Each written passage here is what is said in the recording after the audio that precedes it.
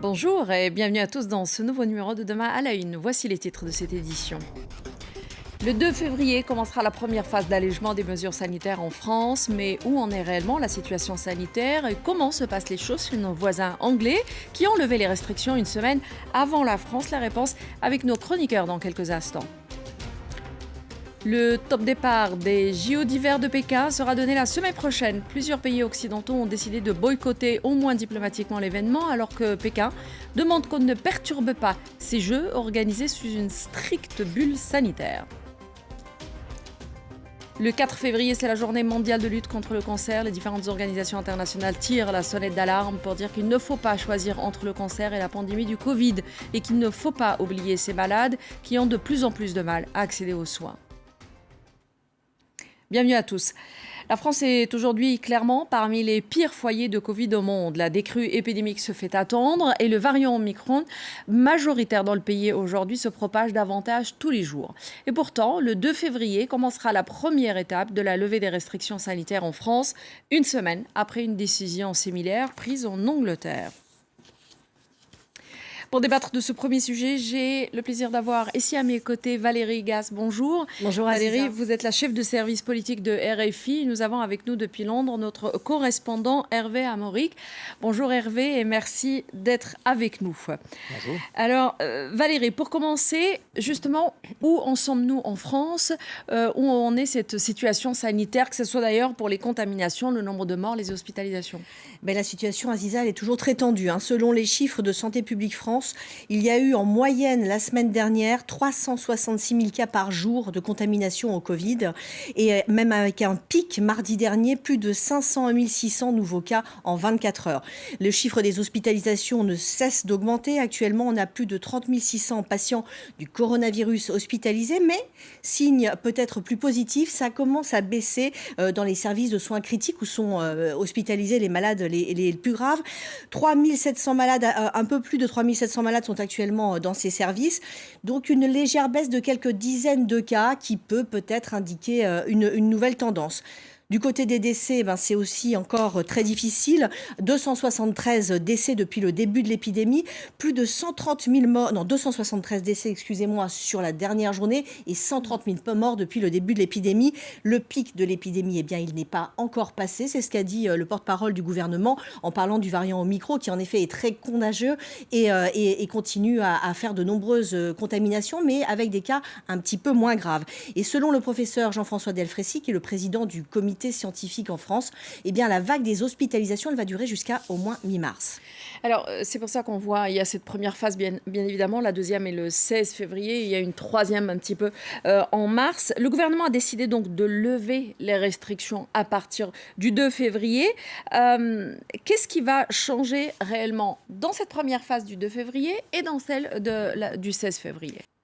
Oui, Aziza, à partir du 2 février, le port du masque ne sera plus obligatoire en extérieur. Les jauges dans les lieux recevant du public seront abandonnées et le télétravail qui était obligatoire deviendra seulement recommandé. C'est ce que Jean Castex a annoncé. La prochaine étape dans ce calendrier de levée des restrictions, c'est le 16 février. Vous le disiez, les discothèques qui avaient été fermées, puis rouvertes, puis refermées, cette fois-ci rouvriront. Les concerts debout seront à nouveau autorisés, comme la consommation au comptoir dans les bars ou la consommation dans les stades, dans les cinéma, dans les transports.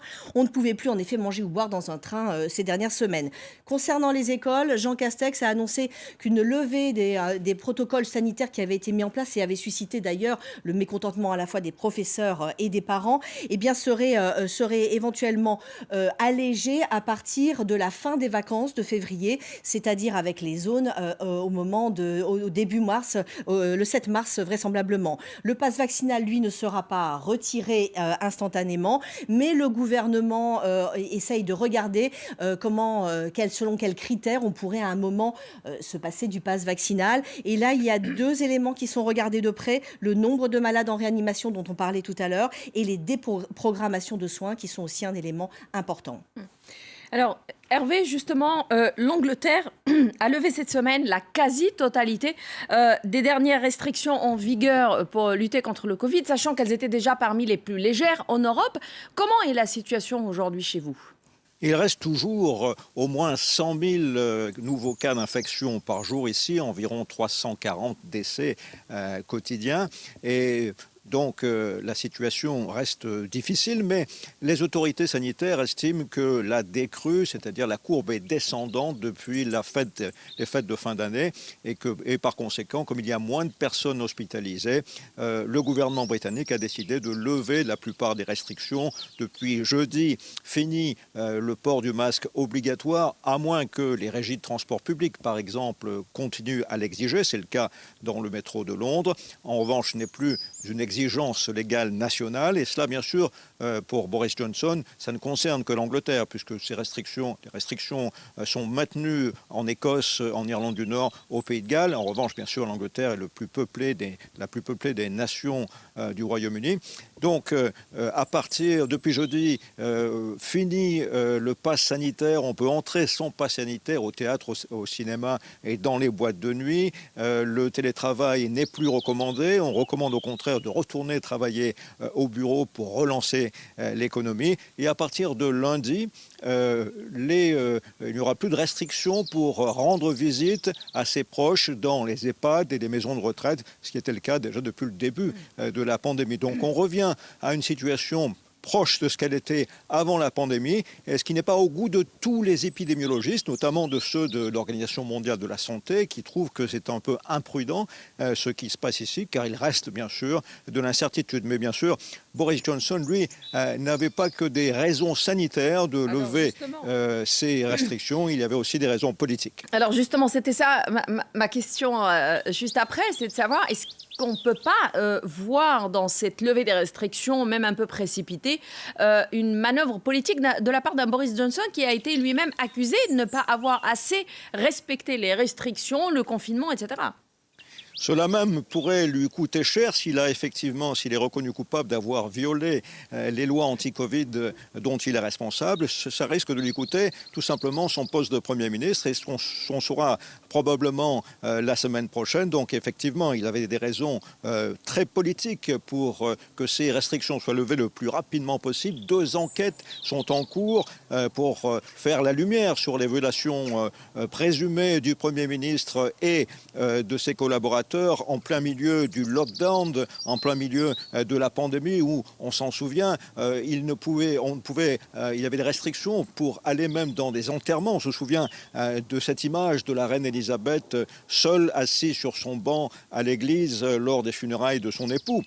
Et pendant ce temps, Boris Johnson, lui, est accusé d'avoir fêté son anniversaire avec un gros gâteau et une trentaine de convives à Downing Street. Il y aurait même eu certains de ses collaborateurs qui auraient fait un pot de départ très arrosé la veille même des funérailles du prince Philippe. Donc, une situation tendue. Boris Johnson est accusé de ne pas respecter ses propres lois, de se croire au-dessus des lois.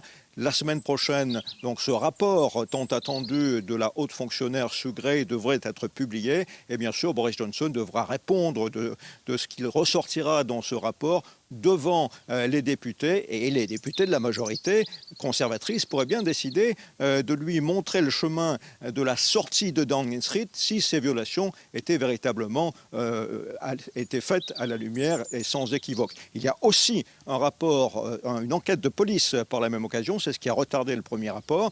Et on pourrait se retrouver dans une situation où Boris Johnson et ses collaborateurs se voient donner des amendes par la police de 100 à 200 livres pour avoir violé leurs propres lois.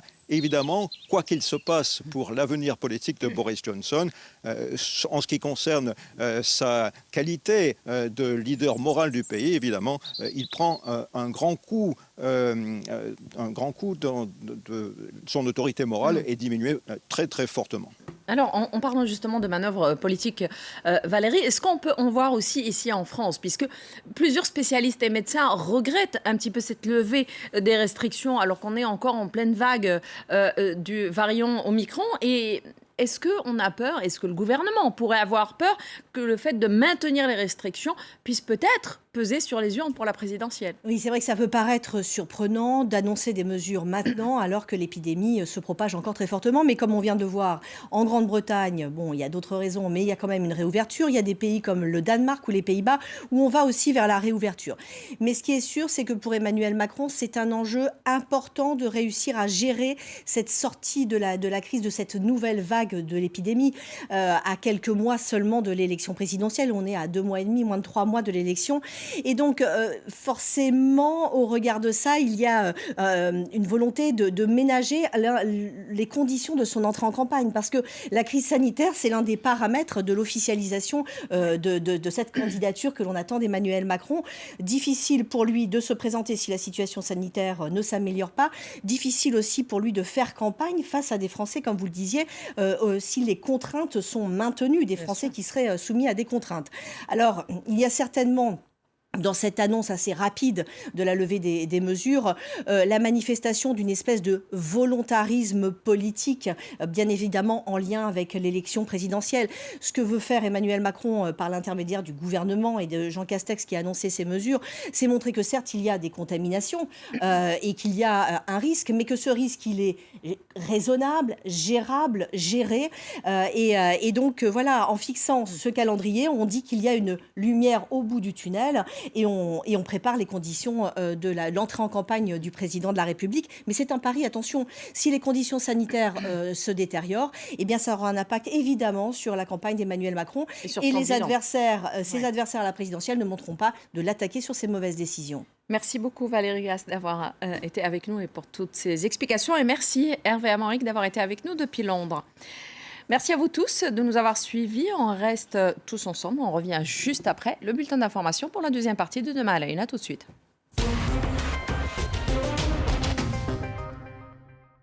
Amor mio.